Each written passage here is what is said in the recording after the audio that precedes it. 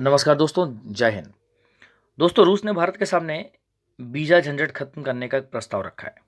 आप देखते हैं कि मोदी सरकार क्या फैसला लेती है। दरअसल प्रस्ताव ये है कि रूस ने भारत के साथ वीजा फ्री व्यवस्था बनाने का प्रस्ताव रखा है। अगर मोदी सरकार रूस के प्रस्ताव पर सहमति जताती है तो फिर दोनों देशों के बीच वीजा का झंझट खत्म हो जाएगा। मतलब अब वीजा की जरूरत नहीं पड़ेगी अगर आप रूस घूमने जाना चाहते हैं। और रूस के नागरिक भारत में बिना वीजा दिए आ सकते हैं और भारत के नागरिक बिना वीजा के रूस से जा सकते हैं। अब रूस के आर्थिक विकास मंत्री हैं, उनका नाम है मैक्सिम रेसितनिकोव।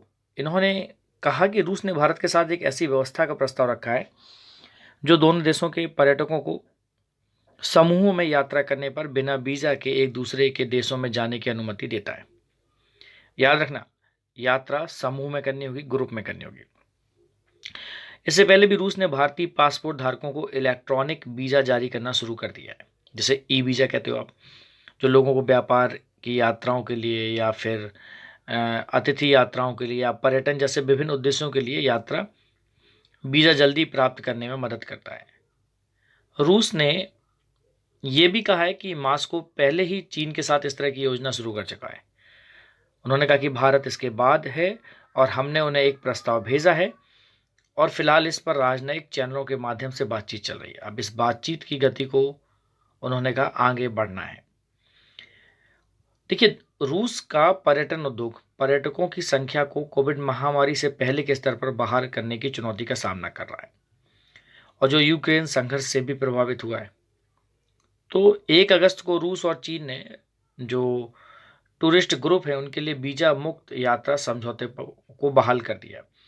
पहली बार साल 2000 में इसकी बात हुई थी, लेकिन 2020 में कोविड-19 महामारी आ गई थी तो ये प्रस्ताव लागू नहीं हो पाया। तो देखा जाए तो ये जो व्यवस्था है यात्रा करने वाले कम से कम 5 लोगों के समूह पर लागू होती है और ऐसी एक व्यवस्था रूस और ईरान के बीच भी हुई थी। तो रूस ने भी कम से कम 55 देशों के विदेशी नागरिकों को लगभग $52 के शुल्क पर इलेक्ट्रॉनिक वीजा प्राप्त करने की अनुमति देने वाली एक योजना भी शुरू की है। और ये दस्तावेज 60 दिनों के लिए वैध होंगे और धारक को, जिसके पास ये दस्तावेज होंगे, उनको 16 दिनों से ज़्यादा देश में रहने की अनुमति नहीं देता है। हालांकि रूस के प्रस्ताव पर भारत का आधिकारिक रुख क्या है फिलहाल अभी ये कंफर्म नहीं हुआ है, लेकिन अगर इस प्रपोजल पर भारत सरकार अपनी सहमति जताती है तो फिर भारतीय नागरिक से पासपोर्ट दिखाकर रूस में एंट्री पा सकेंगे और वीज़ा पर लगने वाले ना सिर्फ 4,000 रुपये का खर्च बचेगा, बल्कि वीज़ा बनाने की प्रक्रिया में लगने वाला समय भी बचने वाला है।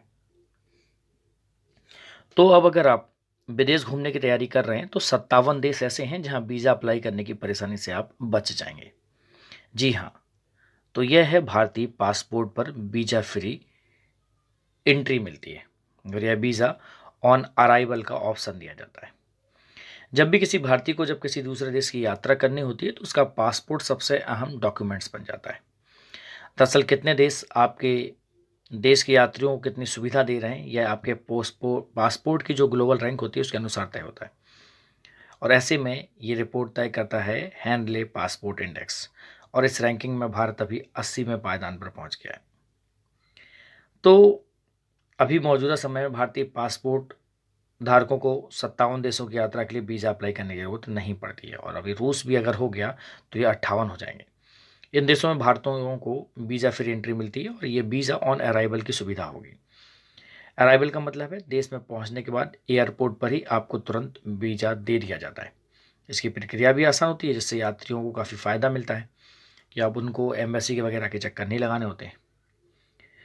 दूसरी ओर 177 देश ऐसे भी हैं जहाँ जाने के लिए भारतीय नागरिकों को पहले वीज़ा अप्लाई करना पड़ता है और जांच के बाद ही उन्हें वीज़ा दिया जाता है। तो ये चीज़ें डिपेंड करती हैं कि आपके पासपोर्ट की रैंकिंग क्या है। अगर देखा जाए तो दुनिया का जो सबसे ताकतवर पासपोर्ट है वो सिंगापुर का है, क्योंकि सिंगापुर के पासपोर्ट पर आप दुनिया के 192 देशों में वीज़ा फ्री एंट्री कर सकते हो। तो आप समझ सकते हैं कि एक बहुत बड़ी कामयाबी की ओर अग्रसर होता जा रहा भारत और रूस के साथ ये संबंध हो जाएगा तो दोनों देशों को भी बड़ा संबंध हो गए और हमारे यहाँ भी टूरिज्म बढ़ेगा और उनके यहाँ भी टूरिज्म बढ़ेगा। नमस्कार, जय हिंद।